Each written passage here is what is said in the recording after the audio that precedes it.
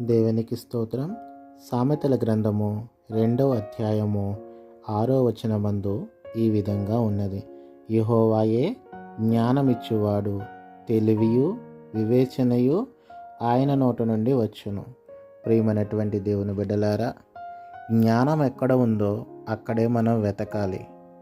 మనుషులు రాసినటువంటి పుస్తకాలలోనో, పండితులు రాసినటువంటి గ్రంథాలలో కాదు, కానీ దేవుడు మనకు అనుగ్రహించినటువంటి పరిశుద్ధ గ్రంథములో గొప్ప జ్ఞానం ఉన్నది. దేవుని యొద్ద జ్ఞానం ఉన్నది. జ్ఞానమునకు కర్త ఆయనే కదా.